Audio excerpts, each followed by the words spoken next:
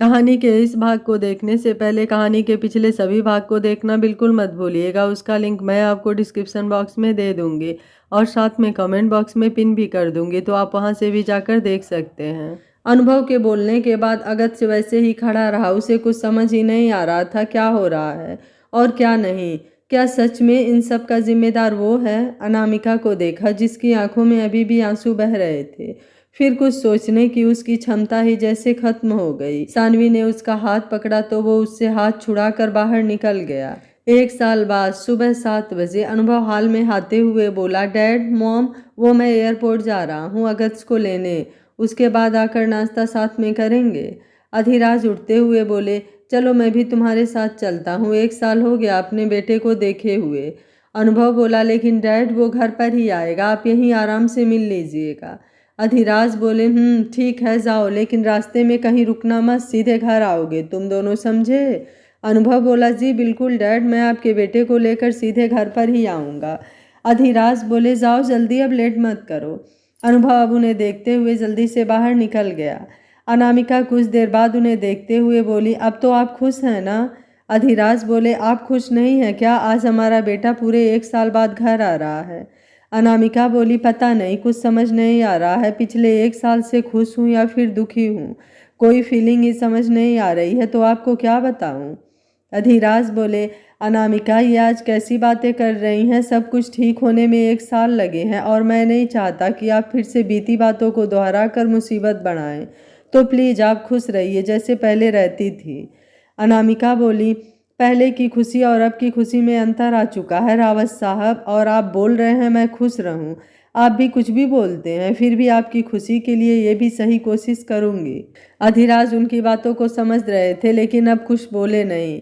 शिवानी ने दोनों लोगों को चाय दिया और युग को दूध देकर उसके पास आकर सोफे पर बैठ गई। घर में सब कुछ सही था, फिर भी एक अजीब सी शांति थी जिसे बीच बीच में युग अपनी शरारतों से भंग कर रहा था। अनुभव एयरपोर्ट पर आया और अगस्त का वेट करने लगा। 10 मिनट बाद अगस्त आंखों पर ब्लैक गॉगल, बियर्ड बढ़ी हुई, एक हाथ में अपना सूट और दूसरे में अपना ट्रॉली बैग पकड़ा हुआ बाहर आ गया। अनुभव ने हाथ दिखाया तो वो उधर ही आ गया। अनुभव उसे गले लगाते हुए बोला, और डॉक्टर साहब, खाना नहीं मिलता था क्या आपको, जो आप इतने दुबले हो गए हैं? यार, डैड ने देख लिया ना तो 4 बातें सुनाएंगे। अगस्त से बोला, इसे आजकल का ट्रेंड कहते हैं भाई, आप नहीं समझोगे, चलो। अनुभव बोला, ये सही है, वैसे जच रहे हो इस लुक में भी। अगस्त बैग पीछे रखकर आकर सामने गाड़ी में बैठते हुए बोला, डैड कैसे हैं? अनुभव बोला, अब ठीक हैं, और आज तो सुबह से तुम्हारा इंतज़ार कर रहे हैं। आज से पहले मैंने उन्हें इतना खुश कभी नहीं देखा, और ये सब कुछ सिर्फ और सिर्फ तुम्हारी वजह से हुआ है। तुमने सब कुछ बचा लिया। I am proud of you. अगस्त खुद से बोला, अपनी ज़िंदगी लुटाकर आपका और डैड का सब कुछ बचाया मैंने, आज प्राउड नहीं करेंगे तो फिर कब करेंगे? बोलते हुए बाहर देखने लगा। आंखें ना चाहते हुए भी नम हो चुकी थी, फिर भी उन्हें बंद करके आंसुओं को अंदर ही पी गया। सीने में एक अजीब सी चुभन हुई तो सर सीट से टिका लिया। आधे घंटे में दोनों घर आ गए। अगस्त से अंदर आया तो अधिराज उसे देखते हुए बोले, अनामिका, आरती नहीं करेंगी अपने बेटे की? अनामिका अगस्त को देखते हुए बोली, नहीं, फिर भी आपकी इच्छा है तो आप खुद कर दीजिए। अधिराज बोले, आप भी ना, चलिए कोई बात नहीं, और उसे गले लगाते हुए बोले, आज दिल को सुकून मिला है तुम्हें देखकर, जाओ जल्दी से फ्रेश होकर आओ, फिर साथ में नाश्ता करेंगे। अगस्त बोला, जी डैड, और अपने रूम में चला गया। अधिराज, अनामिका 1 साल बाद आया है, आपको सच में अपने बेटे की कोई चिंता नहीं है? अनामिका बोली, आपको है ना, उतना काफ़ी है, मैं ना करूँगी तो भी उसे कोई फर्क नहीं पड़ेगा। अधिराज बोले, अनामिका आप? अनामिका बोली, बात को फालतू में खींच रहे हैं आप, जिसका कोई मतलब नहीं है। आपका बेटा आया है, आप खुश रहिए। अनुभव बोला, मॉम, आप अभी भी नाराज हैं? अनामिका बोली, किस बात की नाराज़गी? अनुभव, मुझे किसी से कोई शिकायत नहीं है, मुझे तो बस खुद से शिकायत है कि मैंने कभी कोई फैसला क्यों नहीं लिया। आप सब नाश्ता कीजिए, मुझे भूख नहीं है, बोलकर अपने रूम में चली गई। अधिराज अब चेयर पर बैठ गए। अनुभव बोला, डैड आप ठीक तो है ना? अधिराज बोले, मैं ठीक हूँ, तुम टेंशन ना लो। अनामिका अगस्त को देखकर मान जाएंगी। अगस्त अपने रूम में आया तो दरवाजे पर ही रुक गया। ऐसा लग रहा था जैसे उसका पैर कितना भारी हो चुका था, जो चाह कर भी आगे नहीं बढ़ पा रहा था। फिर एक गहरी सांस लेकर अंदर आ गया। ये उसका रूम था, लेकिन इतना चेंज किसने किया? उसकी और सानवी की शादी की या फिर साथ में? दोनों की कोई फोटो नहीं थी। तो बैग रख कर सर पकड़कर बेड पर वैसे ही लेट गया और आंखें बंद कर लिया। सब कुछ खत्म हो गया, कुछ भी नहीं बचा, या फिर वो बचा ही नहीं पाया। कुछ देर बाद वो नीचे आया और चेयर खींचकर बैठते हुए प्लेट सीधा किया तो शिवानी ने उसका नाश्ता लगा दिया। उसने एक नज़र शिवानी को देखा और स्माइल करते हुए बोला, थैंक यू भाभी। अधिराज बोले। अगस्त से उनकी बातें आगे होने से पहले ही बोला, आई एम फाइन डैड, जो होता है अच्छे के लिए होता है और मुझे कोई प्रॉब्लम नहीं है। अधिराज बोले, शाम को कुछ मेहमान आ रहे हैं डिनर के लिए, तुमसे मिलना भी चाहते हैं। तो अगस्त बोला, मैं आ जाऊंगा, लेकिन अभी निकलना होगा, एक ऑपरेशन है। अधिराज बोले, लेकिन इतनी जल्दी? अपने मॉम से तो मिल लो। अगस्त बोला, आकर मिल लूँगा, अभी जाना ज़रूरी है। अधिराज बोले, लेकिन शाम को जल्दी आना, ध्यान से। अगस्त बोला, बाय एवरीवन, और गाड़ी की चाबी लेकर बाहर निकल गया। अधिराज बोले, तुम्हें क्या लग रहा है, अनुभव सब ठीक है ना? अनुभव बोला, जी डैड, मुझे तो ठीक ही लग रहा है। अधिराज अब खुद से बोले, शर्मा परिवार को जो दर्द देना चाहता था वो देकर आज एक सुकून मिला। बहुत अकड़ था ना सानवी शर्मा तुम्हें, लेकिन मैंने भी कोई कच्ची गोली नहीं खाई है। तुम्हें ना घर का छोड़ा ना ही घाट का। बोला था मैंने, मुझसे मत उलझो, बच्ची हो तुम।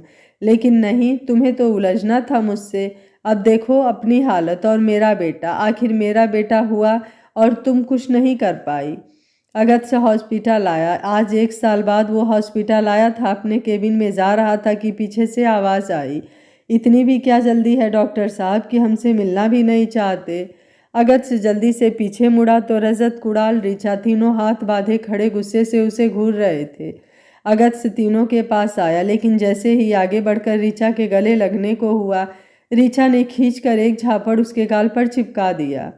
अगस्त गाल पर हाथ रखते हुए बोला, यार ऐसे स्वागत कौन करता है? ऋचा बोली, तो बिना बताए कौन जाता है, ज़रा बता सकता है?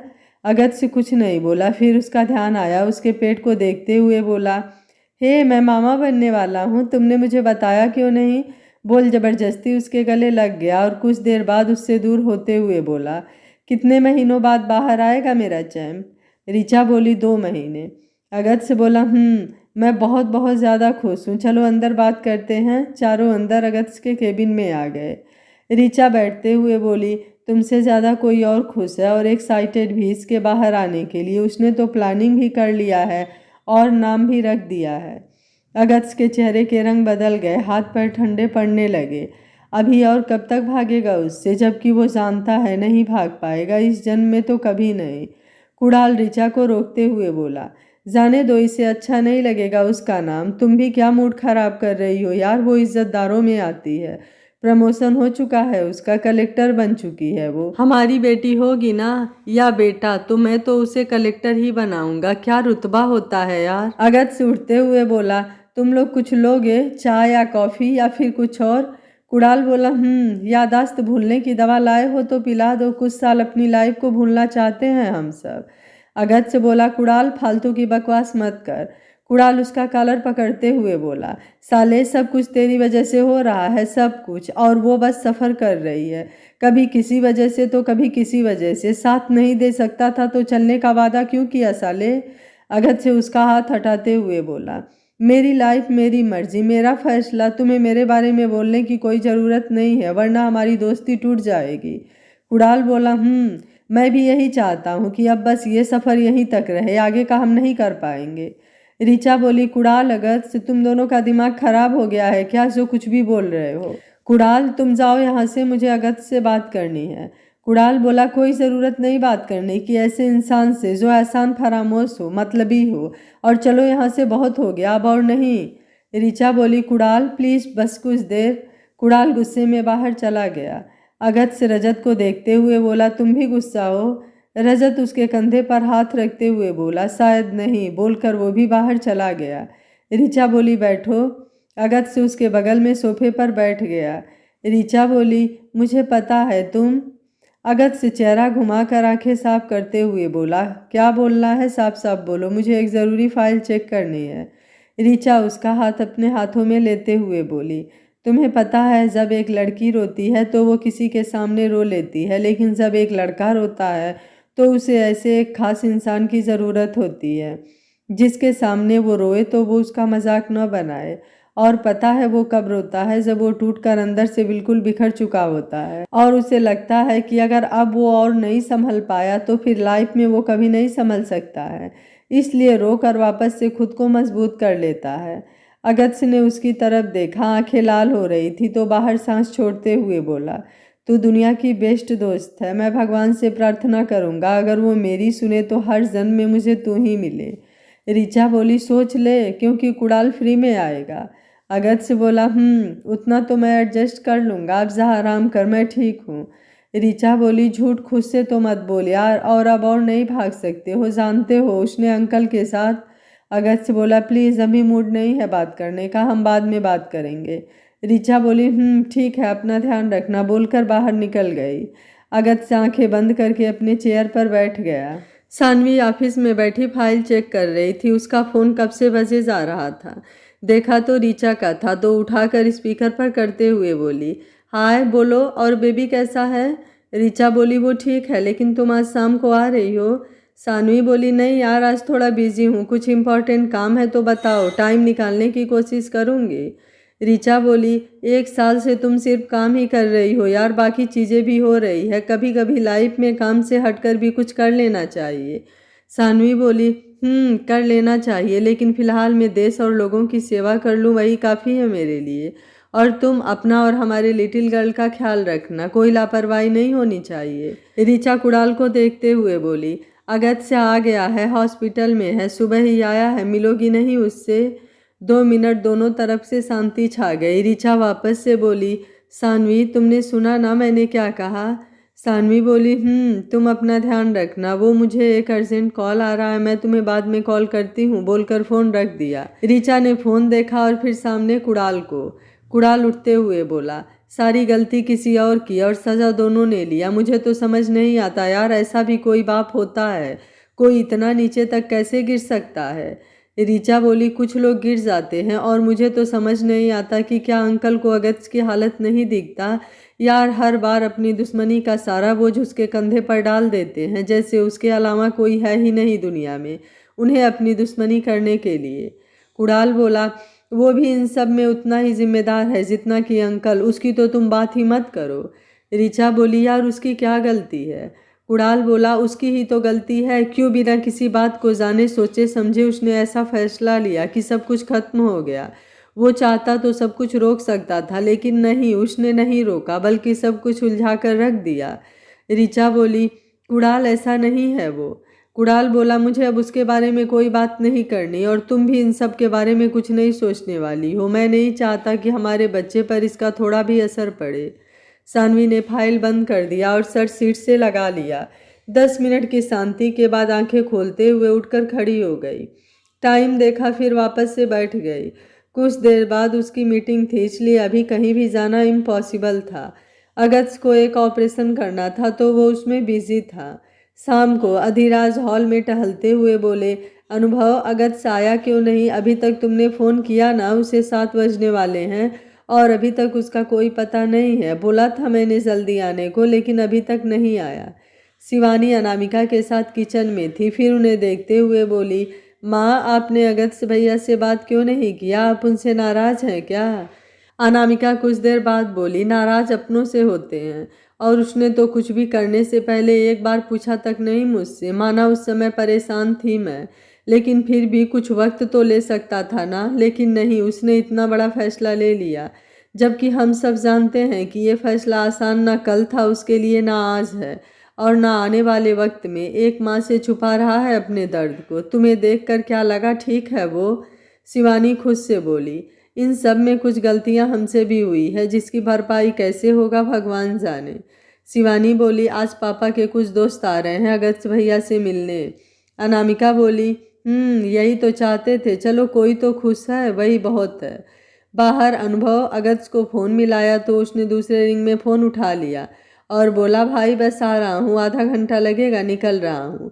अनुभव बोला, डैड वेट कर रहे हैं, जल्दी आओ, बोल फ़ोन रख दिया। अगत्य फ़ोन जेब में रखकर बाहर निकला कि किसी से टकराते टकराते बचा। सॉरी बोलकर पीछे जाने को हुआ कि सामने वाले को देखकर जहाँ था वहीं खड़ा हो गया। अब कुछ समझ नहीं आ रहा था क्या बोले क्या न बोले, मुंह में जैसे शब्द ही गायब हो चुके थे। आदर्श गुस्से से उसे घूरते हुए बोले, आप ठीक तो हैं डॉक्टर साहब? आई थिंक अब काफ़ी अच्छे होंगे। अगत्य झुककर पैर छूने को हुआ, लेकिन आदर्श पीछे हट गए और एक हाथ ऊपर करते हुए बोले, मिलना तो घर पर ही चाहता था, लेकिन फिर सोचा नहीं यहीं मिल लेता हूँ। घर पर अगर चला गया तो आपकी ज़्यादा बेइज्जती हो जाएगी। आखिर आप इतने इज्जतदार जो हैं। अगत्य बोला, प्लीज़ पापा आप अंदर। आदर्श उसे बीच में रोकते हुए बोले, जी नहीं, मेरी आपके सामने इतनी औकात नहीं कि बैठकर बात करूं या फिर अंदर जाकर बात करूं। फिर उसे ऊपर से नीचे तक देखते हुए बोले, कहाँ आप इतने बड़े डॉक्टर और कहाँ मैं एक मामूली सा वकील। अगत्य बोला, पापा आप ये कैसी बातें कर रहे हैं, प्लीज़ मैं। आदर्श बोले, फॉर्मेलिटी की कोई ज़रूरत नहीं है, क्योंकि तुमने अच्छे से साबित कर दिया कि तुम अधिराज रावत के खून हो और रहोगे, लेकिन जो किया वो नहीं करना चाहिए था। फिर भी अभी ज़्यादा देर नहीं हुई है। और उसके हाथ में एक पेपर पकड़ाते हुए बोले, साइन करो, अब बहुत खेल चुकी तुम्हारी फैमिली और तुम, अब और नहीं खेलने दूंगा मैं अपनी बेटी के साथ तुम्हें। तुमसे बेस्ट इंसान ढूंढ कर लाऊंगा और तुम्हें दिखाऊंगा भी। अगत्य ने हाथ में पकड़े पेपर को और फिर आदर्श को देखा। उसे कुछ कुछ अंदाजा हो चुका था कि क्या है, वो सोचकर ही उसका दिल कट रहा था, लेकिन फिर भी उनके सामने खड़ा रहा। आदर्श उसे पेन देते हुए बोले, साइन करो, तुम्हारे आने का ही इंतज़ार था। आज मेरा इंतज़ार और तुम्हारा काम अब दोनों पूरा हुआ। अगत्य बोला, पापा वो आप एक बार बात तो। आदर्श बोले, साइन करोगे या डायरेक्ट कोर्ट के ऑर्डर फॉलो करोगे? अगर वो करोगे तो भी मुझे कोई दिक्कत नहीं है, क्योंकि उसके बाद ऐसी ऐसी धाराएं लगाऊंगा ना कि सब कुछ लीगल होने के बाद भी इनलीगल नज़र आएगा। और फिर पुलिस और जज भी वही करेंगे जो मैं करवाना चाहूँगा। रिटायरमेंट से पहले आखिरी अपनी बर्बादी को मेरा केस नहीं बनाना चाहते हो तो साइन करो और आज़ाद हो जाओ इस रिश्ते से। अगर फिर भी शक है तो एक बार मेरा कोई केस उठाकर पढ़ लेना। अगत्य अभी भी बस पेपर देख रहा था। आदर्श बोले, दोबारा बोलने में इंटरेस्टेड नहीं हूँ मैं। अगत्य उन्हें देखते हुए बोला, सानवी। आदर्श गुस्से से उसका कॉलर पकड़ते हुए बोले, नाम भी मत लेना, उसका गुरूर है मेरा, वो जो करती है सामने से करती है, तुम्हारे और तुम्हारे बाप की तरह पीठ पीछे वार नहीं करती। इसलिए उसका नाम लिया ना तो जान ले लूँगा तुम्हारी, भूल जाऊँगा कि कभी कोई रिश्ता था तुमसे। अगत्य कुछ नहीं बोला और अब साइन करके उन्हें पेपर दे दिया। आदर्श से एक नज़र उसे देखकर पेपर लेकर बाहर चले गए। अगत्य वैसे ही खड़ा रहा। पीछे से किसी ने कंधे पर हाथ रखा तो भी कुछ नहीं बोला, क्योंकि कोई आवाज़ गले से बाहर निकलने के लिए तैयार ही नहीं थी। रजत उसके सामने आते हुए बोला, ये क्या किया तुमने? वो गुस्सा थे, उनकी जगह कोई होता तो वैसे ही रिएक्ट करता, क्योंकि तुमने बिना कोई सोचे समझे अपना फैसला सुनाया था सानवी को और बिना कुछ बताए निकल गए थे। लेकिन एक बार उससे बात तो किया होता, क्या पता सब कुछ सही हो जाता। और जहाँ तक हम सब जानते हैं वो तुम्हें समझती। और अगत्य अपना गॉगल लगाते हुए बोला, मुझे लेट हो रहा है, डैड घर पर वेट कर रहे होंगे, बोलकर निकल गया। रजत बोला, क्या कर रहा है अगत्य, समझ में भी आ रहा है तुझे? घर आया तो अधिराज उसके सामने आते हुए बोले, कहाँ रह गए थे, सब लोग बस आने वाले हैं। अगत्य आंखें चुराते हुए बोला, बस 10 मिनट डैड, और जल्दी से वहां से निकल गया। अधिराज खुद से बोले, क्या हुआ इसे, सुबह तक तो ठीक था, फिर कहीं सानवी फिर से तो नहीं कुछ करने की सोच रही है? अगत्य रूम में आया और दरवाज़ा बंद करके सीधे बाथरूम में चला गया। जेब से कोई गोली निकाल कर खाते हुए शावर चालू करके आंखें बंद कर लिया। अंदर से चिल्लाना चाहता था इन सब के लिए, क्यों क्यों ये सब उसके साथ क्यों हो रहा है? क्यों हर कोई उसके जीने की आखिरी उम्मीद भी उससे छीन लेना चाहता है? प्यार करना इतना बड़ा गुनाह कब से हो गया कि सब उसके पीछे ही पड़ गए? जब काफ़ी देर बाद भी वो बाहर नहीं निकला तो उसका दरवाज़ा नॉक हुआ। काफ़ी देर नॉक होने के बाद वो चेंज करके आकर दरवाज़ा खोला तो शिवानी उसे देखते हुए बोली, भैया आप ठीक तो हैं ना? अगत्य बोला, क्या भाभी आप भी मजाक कर रही हैं? दो ही हम सफ़र मिले ज़िंदगी में मुझे, जिसने कभी साथ ही नहीं छोड़ा। दर्द और जिम्मेदारी, लोगों के दर्द कम करते करते पता ही नहीं चला कब वो सारे दर्द मेरे अंदर आकर ढेर बन गए। और मैं उसको ढोने वाला। फिर भी एक शब्द काफ़ी है ज़िंदगी जीने के लिए कि मैं ठीक हूँ, बोलकर आगे निकल गया। सानवी को घर आने में रात हो गया। खाने के लिए आदर्श उसका डाइनिंग टेबल पर इंतज़ार कर रहे थे। वो अंदर आते हुए बोली, पापा आप अभी भी जाग रहे हैं, मैं खा लेती ना। शीतल किचन से बाहर आते हुए बोली, कभी तुम्हें खिलाए बगैर सोते हैं जो आज सो जाएंगे। जाओ जल्दी से चेंज करके आओ, मैं खाना लगाती हूँ। सानवी बोली, बस 10 मिनट, बोलकर अपने रूम में चली गई। शीतल बोला, आपको लगता है वो इस बात के लिए कभी मानेगी? आदर्श बोले, वो नहीं मानी तो भी मुझे पता है मुझे उसे कैसे मनाना है, लेकिन इस बार वही होगा जो मैं चाहूँगा। आज तक उसकी सुनते आया हूँ, आज उसे मेरा सुनना पड़ेगा। शीतल बोली, एक बार और सोच लीजिए, शादी बार बार नहीं होती, बच्चे हैं, हो गई होगी कुछ गलती, समझ लेंगे, नहीं तो हम बड़े किस लिए हैं? क्यों आप दोनों को अलग कर रहे हैं, जबकि आप अच्छे से देख रहे हैं सब कुछ। 1 साल से उसने कभी भी सुकून का नींद नहीं लिया है। क्या हम इतने भी नहीं समझते उसे? आदर्श बोले, अब इन सब बातों का वक्त निकल चुका है। और किस समय में जी रही हैं आप? यहाँ रोज रिश्तों को टूटते और जुड़ते देख रहा हूँ मैं। आज एहसास हो रहा है भाई साहब सही थे और मैं गलत। जो इंसान अपने खून का नहीं हुआ वो मेरा और मेरी बेटी का क्या होगा? वैसे गलती उसकी भी नहीं है, उसके खून में ही खराबी है, तो ये तो होना ही था। लेकिन अब और नहीं, ये सब यहीं खत्म होगा, नहीं तो वो कभी सो नहीं पाएगी। शीतल कुछ नहीं बोली, लेकिन अंदर से उन्हें यह भी डर था कि शायद ही सानवी कभी मानेगी डाइवोर्स के लिए। अगस्त नीचे आया और टेबल से मिठाई उठाकर अधिराज को खिलाते हुए बोला, डैड आज सेलिब्रेशन का दिन है और जितने भी लोग हैं सबको बारी बारी से मिठाई खिलाते हुए बोला, थैंक यू कि आप सब लोग यहाँ मुझसे मिलने आए, थैंक यू सो मच। लेकिन आज मैं यहाँ इस हाल में हूँ तो सिर्फ और सिर्फ एक इंसान की वजह से, और वो है मेरे dad mister Adhiraj Rawat. Thank you dad. Adhiraj बोले, वो सब तो ठीक है, लेकिन मिठाई क्यों? अगस्त से बोला, वो इसलिए डैड कि मैं अपनी आज़ादी को सेलिब्रेट कर रहा हूँ और चाहता हूँ आप भी सेलिब्रेट करो, क्योंकि इस बात से अगर मुझसे भी ज़्यादा किसी को खुशी मिलेगी तो वो सिर्फ और सिर्फ आप हैं। आज मुझे लग रहा है मैंने आपसे किया हर एक वादा कंप्लीट कर दिया, आपके बेटे होने का फ़र्ज भी निभा दिया। अधिराज और बाकी सब लोग उसे ही देख रहे थे। अधिराज को कुछ समझ नहीं आया वो क्या बोल रहा है, और ना ही किसी और को कुछ समझ आ रहा था। सब उसे देख रहे थे। अगस्त सबको देखकर खुद भी मिठाई खाते हुए बोला, डैड आपको अभी भी समझ नहीं आया? मुझे पता था आप भूल गए होंगे, इतना दिन जो हो गया था। कोई नहीं, मैं बता रहा हूँ, मैंने आज डाइवोर्स दे दिया है आपकी बहू को।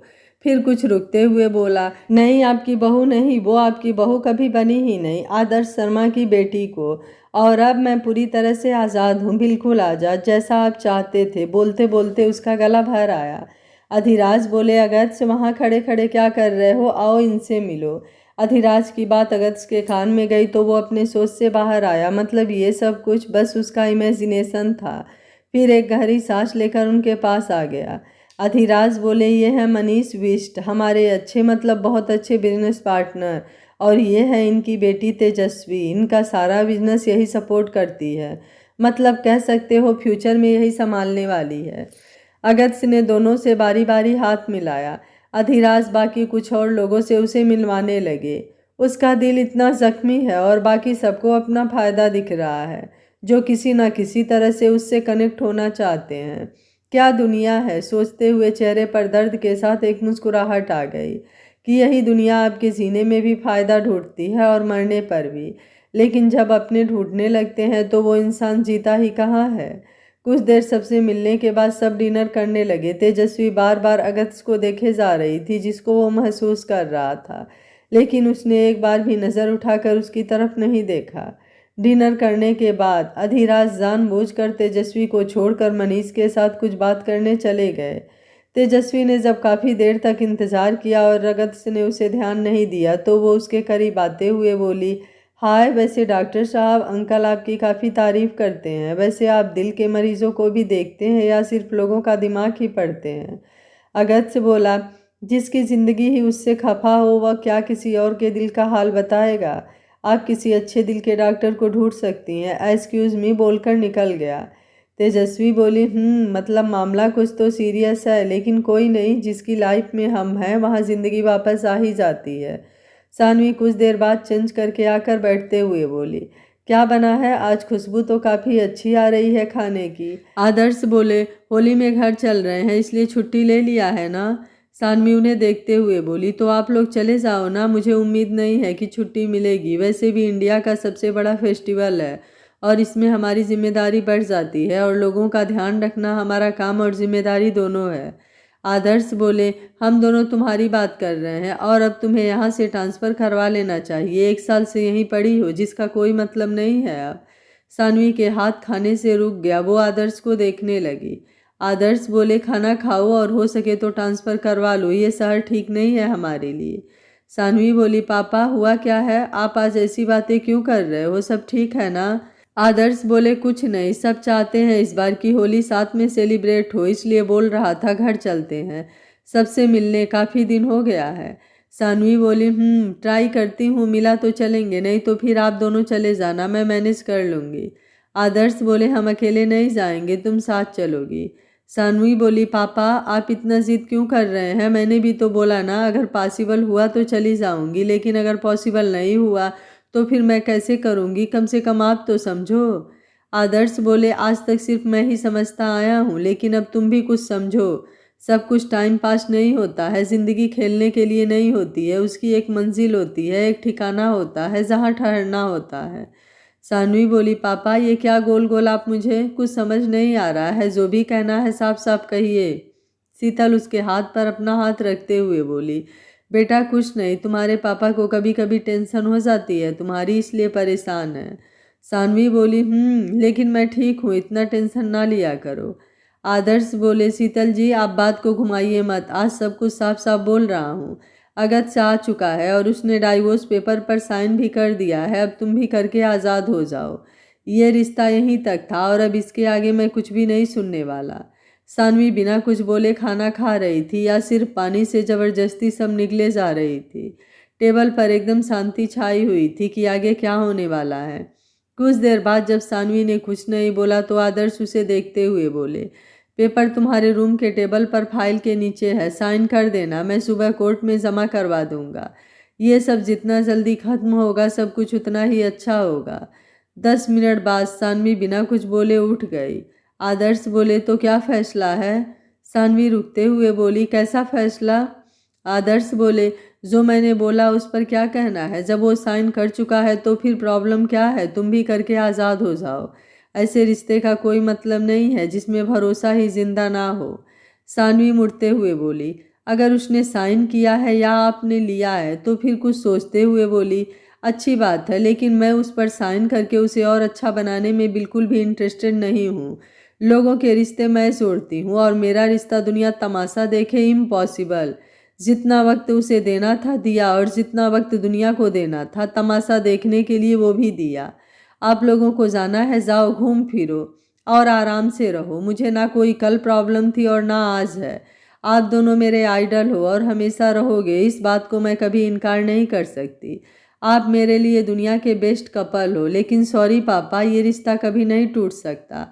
वो मुझसे दूर हो सकता है, गुस्सा हो सकता है, हम कुछ दिन नहीं, कुछ महीने या फिर कुछ साल अलग रह सकते हैं, लेकिन अगर भगवान भी मुझसे आकर कहे कि उसे मुझ पर भरोसा नहीं है या फिर वो मुझसे प्यार नहीं करता तो मुझे मंजूर नहीं। इस जन्म में क्या, किसी भी जन्म में नहीं। हम आइडल कपल नहीं बन सकते, कोई बात नहीं है, लेकिन अलग भी नहीं होंगे और इससे ज़्यादा एक्सप्लेन मैं नहीं कर सकती हूँ। सॉरी, आपको मेरी वजह से जो भी परेशानी हुई, लेकिन मैं आपकी क्या, इस मामले में किसी की भी नहीं सुनूंगी, बोलकर निकल गई। कुछ देर तक शांति रही। शीतल जी बोली, अब क्या कहना है आपका? आदर्श उठते हुए बोले, चलिए नींद आ रही है, और अपने रूम में चले गए। दूसरे दिन सानवी बाहर आई तो आदर्श नाश्ता कर रहे थे, चेहरे पर कोई भाव नहीं दिख रहा था, तो गुड मॉर्निंग बोलकर वो भी बैठ गई और चुपचाप अपना नाश्ता करने लगी। वो सोच रही थी कल की बातों के बाद वो कोई रिएक्शन दे, लेकिन उम्मीद नहीं लग रही थी। कुछ देर इंतजार करने के बाद बोली, पापा वो मैं। आदर्श बोली, पता है, बड़ी हो गई हो और अपने फैसले लेने के लिए आज़ाद हो, अब तुम्हें मेरी कोई ज़रूरत नहीं है, हम कल चले जाएंगे। सानवी बोली, पापा। आदर्श बोले, अब इस टॉपिक पर कोई बात नहीं होगी, तुमने अपना फैसला सुनाया है और मैं अपना सुना चुका हूँ। अब फैसला तुम्हारे ऊपर है, तुम्हें क्या करना है और क्या नहीं। बेटी का बाप होने के बाद बहुत झुक चुका हूँ मैं, लेकिन अब बस, अब और नहीं झुकना। सानवी बोली, सॉरी, आपको मेरी वजह से।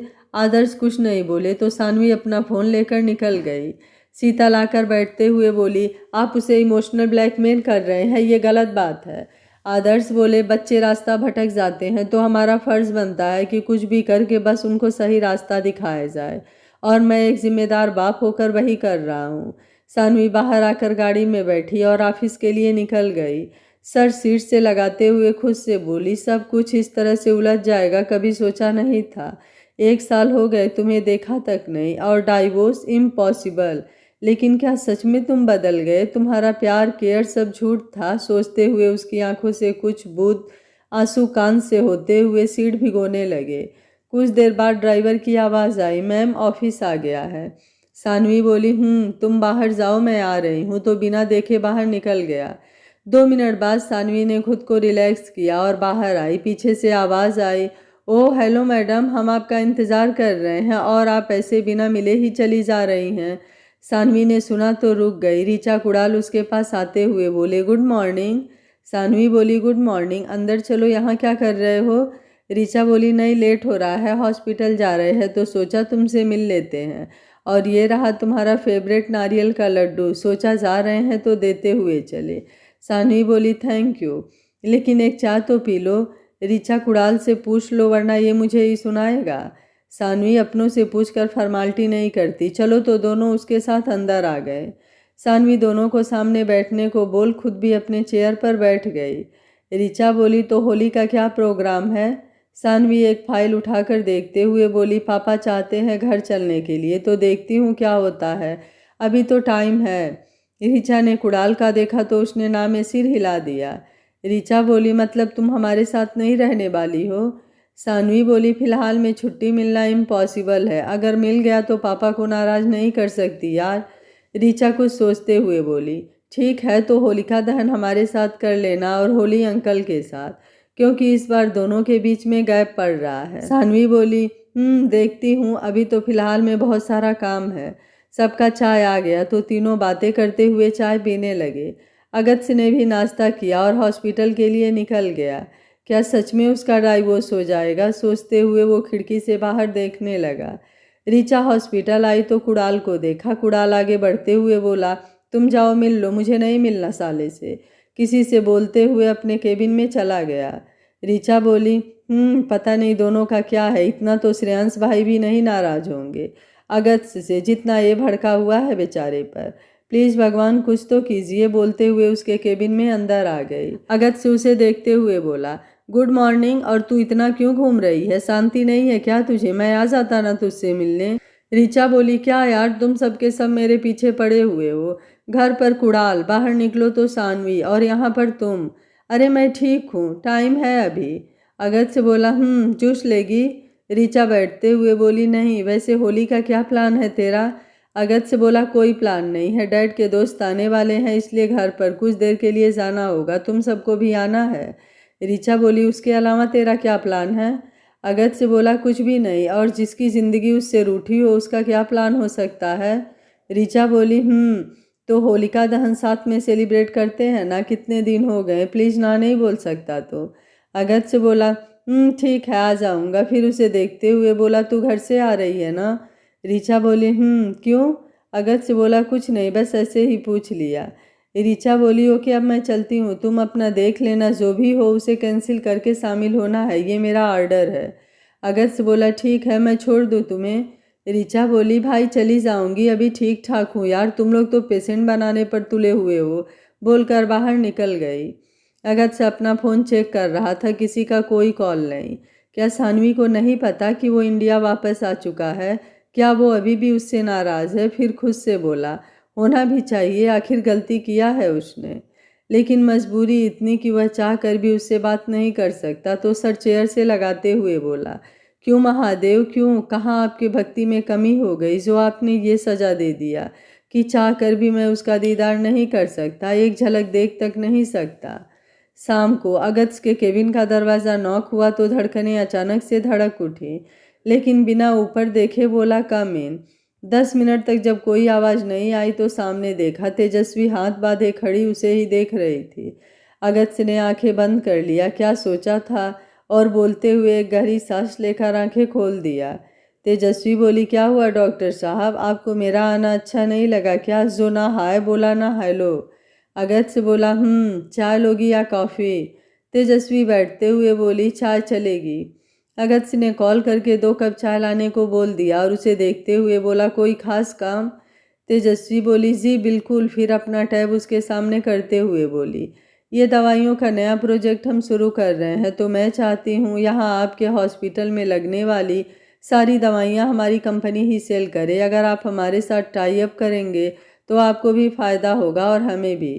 अगस्त्य बोला, लेकिन ये फैसला मैं अकेले नहीं ले सकता। मेरे हॉस्पिटल के कुछ और भी डॉक्टर हैं जिनसे डिस्कस करने के बाद ही मैं कोई फैसला ले सकता हूँ। तेजस्वी बोली, ठीक है, आप डिस्कस कर लीजिए, मैं आपको मेल कर दूंगी। दोनों का चाय आ गया। वो बातें करते हुए चाय पी रहे थे। तेजस्वी बार बार उसे ही देख रही थी, जो कि अगस्त्य को अनकंफर्टेबल लग रहा था, लेकिन मजबूरी में वो बैठा हुआ था। तेजस्वी आराम से कप लेकर बैठी हुई थी कि रजत अंदर आते हुए बोला, अगस्त्य। फिर तेजस्वी को देखकर रुकते हुए बोला, सॉरी, वो मैं शायद गलत टाइम पर आ गया, मैं बाद में आता हूँ। अगस्त्य बोला, ऐसा कुछ नहीं है, आ जाओ। ये है डैड के फ्रेंड की बेटी तेजस्वी बिष्ट, हमारे साथ एक प्रोजेक्ट करना चाहती हैं, उस सिलसिले में आई थी, तुम भी मिल लो। और फिर तेजस्वी को देखते हुए बोला, ये डॉक्टर रजत और मेरा दोस्त। रजत ने अगस्त्य को देखा, फिर तेजस्वी को देखते हुए बोला, हाय। तेजस्वी बोली, हाय। मैं अगस्त्य को मेल कर दूंगी, आप सब डिस्कस कर लेना, उसके बाद मैं आकर एक बार सब समझा दूंगी। रजत बोला, थैंक यू, अब तो मिलना मिलाना चलता रहेगा। बोल अपना हाथ आगे कर दिया तो तेजस्वी ने उससे हाथ मिलाया और बाय बोलकर निकल गई। रजत अगस्त्य को देखते हुए बोला, ये क्या है, क्या वो जानती है कि तू शादीशुदा है? अगस्त्य बोला, यार वो प्रोजेक्ट करने आई है, शादी का प्रपोजल लेकर नहीं, जो तू कुछ भी बकवास कर रहा है। रजत बोला, लेकिन इरादे तो मुझे उसके बिल्कुल अच्छे नहीं लग रहे थे, जिस तरह से देख रही थी तुम्हें। अगस्त्य बोला, कुछ भी बकवास मत करो। रजत बोला, तो तुम दोनों सच में डाइवोर्स लेने वाले हो?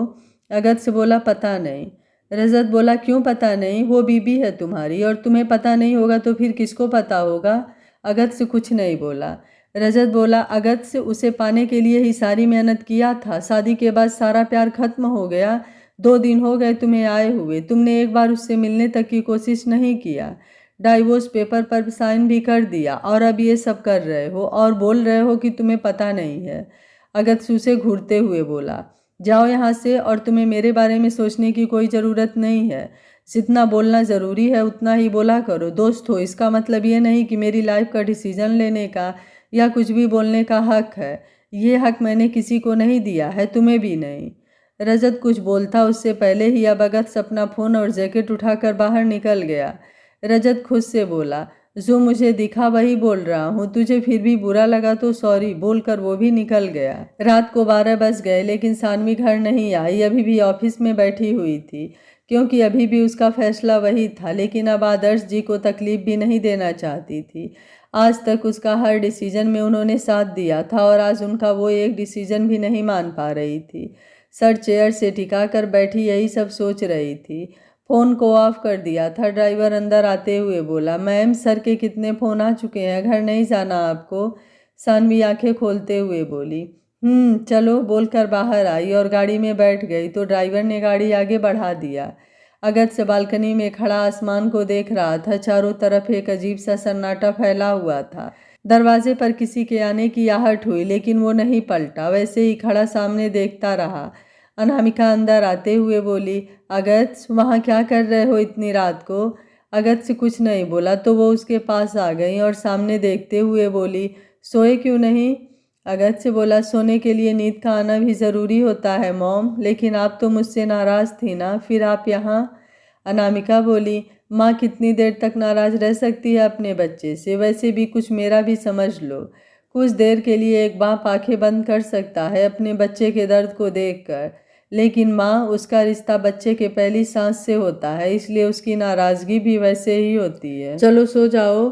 अगस्त्य अब उनके गले लगते हुए बोला, sorry, I am sorry mom, मैंने आपको हर्ट किया, प्लीज़ मुझे माफ़ कर दीजिए, मैं आपका अच्छा बेटा नहीं बन पाया। अनामिका उसके सर पर हाथ रखते हुए कुछ देर बाद बोली, मेरी नाराज़गी भी उसी दिन ख़त्म हो जाएगी जिस दिन सानवी यहाँ आएगी।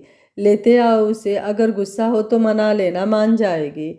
अगत्य ने सुना तो उनसे दूर होते हुए बोला, अब ये पॉसिबल नहीं है, वो नहीं मानेगी। मैंने डाइवोर्स पेपर पर साइन कर दिया है, हम अब कभी नहीं मिल सकते हैं मॉम। शायद इस जन्म का साथ बस यहीं तक था। अनामिका उसे देखते हुए बोली, ये तुम्हारा अब आखिरी फैसला है? अगत्य कुछ नहीं बोला।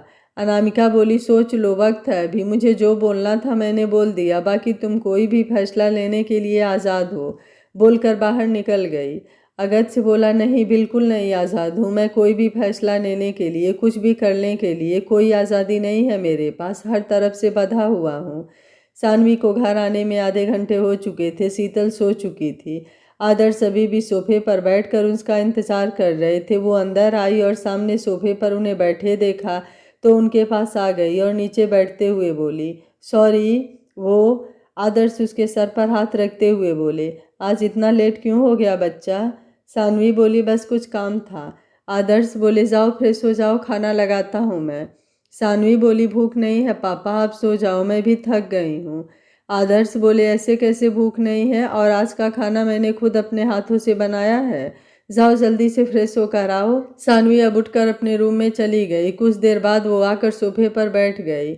आदर्श पहला निवाला उसकी तरफ बढ़ाते हुए बोले, खाकर जल्दी से बताओ कैसा बना है। सानवी बोली, पापा। आदर्श बोले, बातें बाद में, पहले खाना। सानवी खा रही थी, लेकिन 2 मिनट बाद उसका सब्र टूट गया तो आंखों से आंसू चेहरे को भिगोने लगे। आदर्श प्लेट साइड में रखकर उसे अपने गले लगाते हुए बोले, मेरा बहादुर बच्चा होना, इतना तो शादी में भी नहीं रोया था, क्या हुआ? सानवी अब और ज़्यादा रोने लगी। आदर्श उसका सर सहलाते हुए बोले, क्या हुआ? खाना अच्छा नहीं बना? मुझे पता था, शीतल ने बताया ही नहीं कि खाना बकवास बना है, जबकि वो जानते थे कि वो क्यों रो रही है। फिर भी उसका मूड चेंज करने के लिए कुछ ना कुछ बोले जा रहे थे। कुछ देर बाद वो शांत हुई। आदर्श उसके आंसू साफ करते हुए बोले, अब बताओ क्या हुआ जो मेरी शेरनी की आंखों में आंसू है? सानवी बोली, कुछ नहीं, बस ऐसे ही। आदर्श बोले, श्योर, बस ऐसे ही था, ज़्यादा सीरियस मैटर तो नहीं है ना? मतलब मेरा खाना अच्छा था ना? सानवी ने सर हाँ में हिला दिया। आदर्श ने उसे खाना खिलाया और जाकर सोने को बोल दिया और खुद वैसे ही बैठे रहे। शीतल उनके पास आते हुए बोली, क्या हुआ, क्या सोच रहे हैं? आदर्श एक गहरी सांस लेते हुए बोले, बस सोच रहा हूँ, एक बेटी का बाप होना ज़्यादा टफ है या फिर बेटे का बाप होना। जब हम किसी की बेटी को लाते हैं तो वो एहसास कभी नहीं होता, लेकिन जब हम खुद के जिगर के टुकड़े को किसी और को देते हैं तो दिल जैसे कट कर रह जाता है। फिर भी उसकी खुशी के लिए खुद को समझा लेते हैं, लेकिन जब उसको तकलीफ होती है, उसकी आंखों में आंसू आता है, तब वो बचा खुचा दिल भी जैसे लगता है किसी ने ज़बरदस्ती पकड़ कर निचोड़ दिया हो, और हम उस समय इतने बेबस होते हैं कि चाह कर भी कुछ नहीं कर सकते हैं। शीतल बोली, सब ठीक हो जाएगा, आप ज़्यादा टेंशन ना लीजिए। आदर्श बोले, कब कब ठीक होगा? जिसकी आंखों में खुशी देखने के लिए दुनिया से लड़ लिया, आज उसकी आंखों में आंसू है और मैं इतना बेबस हूँ कि कुछ नहीं कर सकता। शीतल कुछ नहीं बोली, क्योंकि अब कोई शब्द ही नहीं था बोलने के लिए। सानवी आकर अपने रूम में वैसे ही सो गई। सुबह से थकने की वजह से उसे नींद भी जल्दी आ गई। सुबह 8 बज गए, लेकिन आज उसकी नींद ही नहीं खुली। आदर्श बाहर आते हुए बोले, शीतल, सानू कहाँ है? ऑफिस गई क्या? शीतल जी बोली, नहीं, अभी शायद उठी नहीं है, रात को लेट सोई थी ना, मैं देखती हूँ। आदर्श बोले, आप ही देख लीजिए। शीतल उसके रूम में गई तो वो अभी भी सो रही थी। शीतल जी बोली, सानू, आज ऑफिस नहीं जाना क्या बच्चा? उठ जाओ। लेकिन उसने कोई रिस्पॉन्स नहीं दिया। कुछ देर बाद शीतल उसका ब्लैंकेट हटाते हुए रुक गई। अगस्त को आज सुबह से ही कुछ अजीब लग रहा था, इसलिए उसने नाश्ता भी नहीं किया और हॉस्पिटल के लिए निकल गया। अधिराज डाइनिंग टेबल पर बैठते हुए बोले, अनामिका, अगस्त कहाँ है? अनामिका उनका प्लेट सीधा करते हुए बोली, आपको पता होगा, इस समय तो मुझसे ज़्यादा आपकी बातें मान रहा है, तो मुझे कैसे पता होगा कि वो कहाँ है? अधिराज बोला, आप ताने मार रही हैं? अनामिका बोली, बिल्कुल नहीं, जो सच है बस वही बता रही हूँ। आप नाश्ता कीजिए, लेट हो जाएगा आपको, बोलकर हट गई। अधिराज ने अगस्त को कॉल किया, लेकिन 3-4 रिंग के बाद भी उसने आज फ़ोन नहीं उठाया। अधिराज अनुभव से बोला, अगस्त कुछ बोल कर गया है? अनुभव बोला, नहीं डैड, मुझसे कोई बात नहीं हुई है उसकी। अधिराज बोले, ठीक है, नाश्ता करो। शीतल जल्दी से बाहर आते हुए बोली, आप जल्दी से डॉक्टर को कॉल कीजिए। आदर्श उठते हुए बोले, क्या हुआ है सानू को? वो ठीक तो है ना? शीतल जी बोली, नहीं, उसे बहुत तेज बुखार है, शायद कल लेट होने की वजह से ऐसा हुआ होगा। आप डॉक्टर को जल्दी से कॉल कीजिए ना। आदर्श जल्दी से उसके रूम में जाते हुए बोले, शीतल, मैं बता रहा हूँ आपको, अगर मेरी बेटी को कुछ भी हुआ ना तो रावत के खानदान को खत्म करने में मुझे 1 सेकंड भी नहीं लगेगा। शीतल उनके पीछे आते हुए बोली, पहले आप डॉक्टर को कॉल तो कीजिए। आदर्श अंदर आए और फिर डॉक्टर को कॉल करके उन्हें जल्दी से आने को बोलकर सानवी के पास आए, जहां बुखार से वो लगभग बेहोश हो चुकी थी। शीतल जी बोली, आप बैठिए, मैं ठंडा पानी लेकर आती हूँ, पट्टी कर देंगे, बोलकर बाहर चली गई। आदर्श उसके सर पर हाथ रखे तो उसका सर भट्टी की तरह जल रहा था। आदर्श बोले, ये सब कुछ तुम्हारी वजह से हो रहा है अगस्त्य रावत, अब तुम देखते जाओ मैं क्या करता हूँ तुम्हारे साथ। अब तुम मेरी बेटी के लाइफ में कभी नहीं आओगे। अगस्त्य हॉस्पिटल आया, लेकिन बेचैनी और घबराहट आज उसे कुछ ज़्यादा हो रही थी, इसलिए ऊपर टेरेस पर चला गया। लेकिन खुली हवा में भी उसकी बेचैनी कम नहीं हो रही थी। ये सब क्यों हो रहा था उसे कुछ समझ नहीं आ रहा था। आदर्श बैठकर पट्टी कर रहे थे। कुछ देर में डॉक्टर अंदर आए। आदर्श बोले, डॉक्टर प्लीज़ थोड़ा जल्दी कीजिए। डॉक्टर बोले, रिलैक्स, मैं देखता हूँ, बोलकर उसे चेक करने लगे। कुछ देर तक सानवी को चेक करने के बाद इंजेक्शन और कुछ दवाइयाँ देते हुए बोले, फीवर है, मौसम की वजह से हो गया होगा, फिर भी अगर आप चाहें तो शाम तक कुछ टेस्ट करवा सकते हैं, बाकी कुछ देर में होश आ जाएगा। आदर्श बोले, थैंक यू। डॉक्टर चले गए। एक साइड शीतल और एक साइड वो खुद उसका हाथ अपने हाथ में लेकर बैठ गए। सुबह से दोपहर हो गई। जब सानवी को आराम मिला और फीवर उतर गया तब जाकर उसने आंखें खोली। एक हाथ आदर्श और एक हाथ शीतल पकड़कर बैठे हुए थे। सानवी बोली, पापा, मम्मी, क्या हुआ है, आप दोनों ऐसे क्यों बैठे हो? आदर्श उसे देखते हुए बोले, तुम ठीक हो ना, कहीं दर्द तो नहीं हो रहा है? नहीं तो मैं डॉक्टर को बुलाता हूँ। सानवी बोली, मुझे क्या हुआ है, बोलते हुए उठ गई। शीतल उठते हुए बोली, बस सबको परेशान करना होता है और अब कुछ नहीं बोलना है। शांति से बैठो, मैं कुछ खाने को लाती हूँ, उसके बाद दवा खाकर आराम करना है, आज हिलना भी नहीं है, बोलते हुए बाहर चली गई। सानवी बोली, पापा, मम्मी ने इतना डांटा मुझे, आपने कुछ बोला क्यों नहीं? आदर्श बोले, क्योंकि वही मैं भी करने वाला हूँ, यहाँ से बिल्कुल नहीं हिलना है। पता है कितना तेज फीवर था रात को, हम दोनों कितना डर गए थे।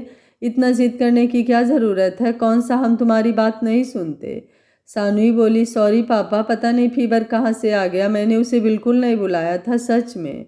आदर्श बोले, मार खाना है? सानवी बोली, अच्छा, इस बार सीरियस वाला सॉरी। आदर्श बोले, बस चेंज कर लो, मैं आ रहा हूँ। सानवी बाथरूम में चली गई तो आदर्श ने देखा उसका फ़ोन कब से बज रहा था। देखे तो रीचा फ्लैश कर रहा था, तो उसने उसका फ़ोन उठाते हुए बोला, हाँ बेटा बोलो, क्या हुआ, सब ठीक तो है ना?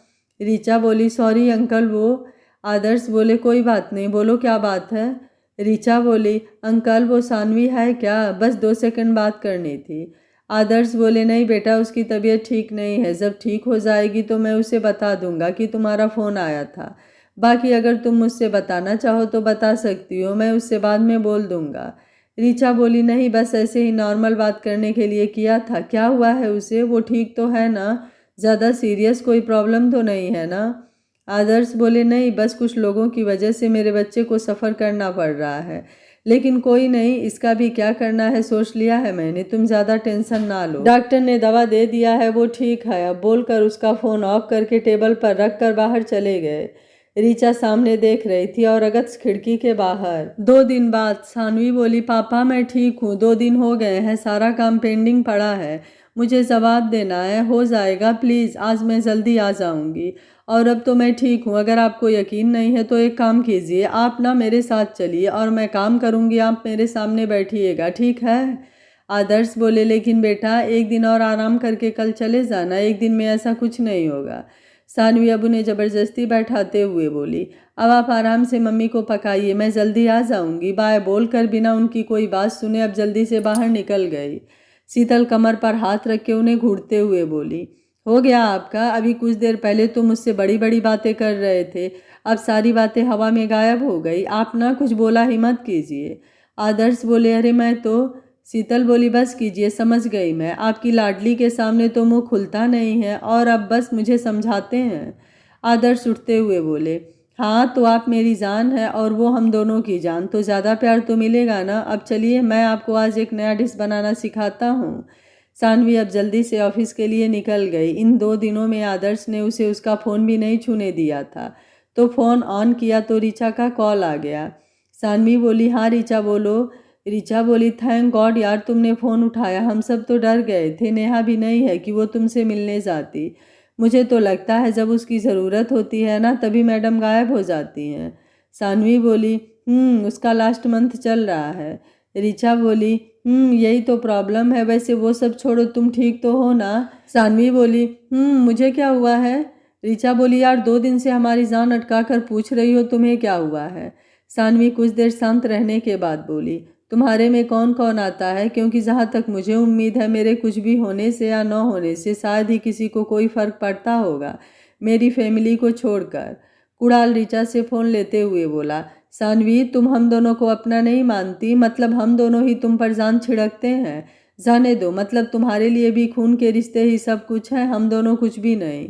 सानवी बोली, सॉरी यार ऐसा नहीं, बस ऐसे ही निकल गया, सॉरी।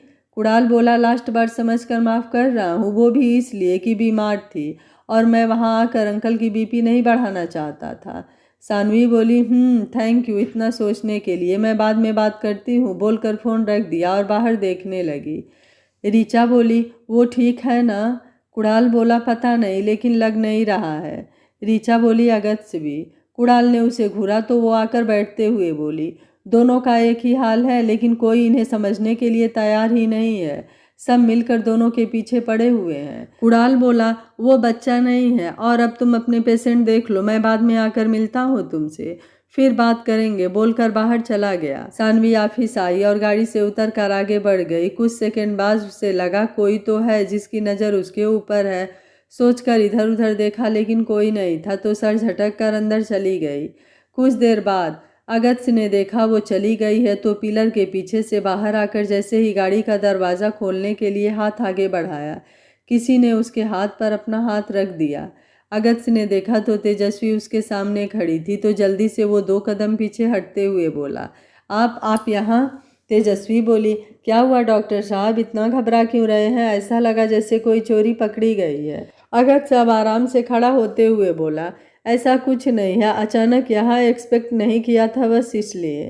तेजस्वी बोली, हाँ वो बस एक साइन चाहिए था कलेक्टर साहिबा का, 2 दिन से दौड़ रही हूँ, वो आ ही नहीं रही थी।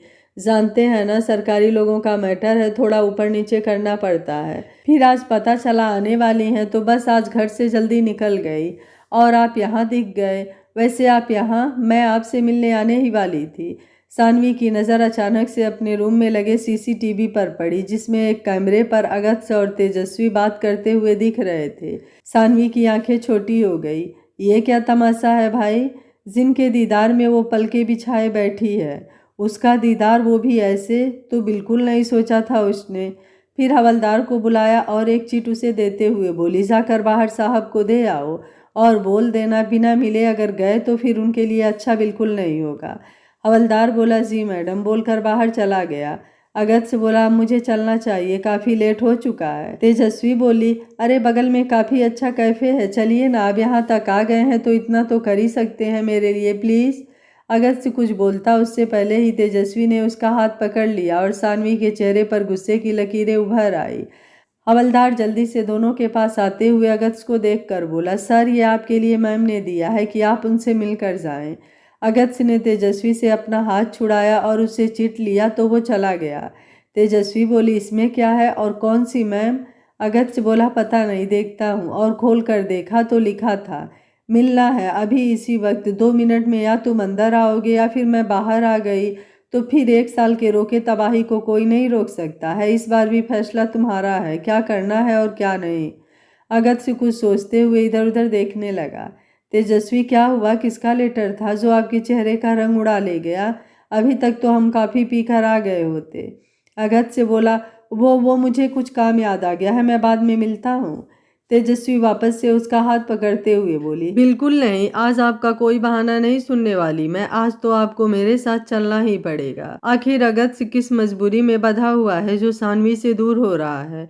क्या अगत्य और सानवी का रिश्ता अधिराज की किसी चाल का शिकार हुआ है?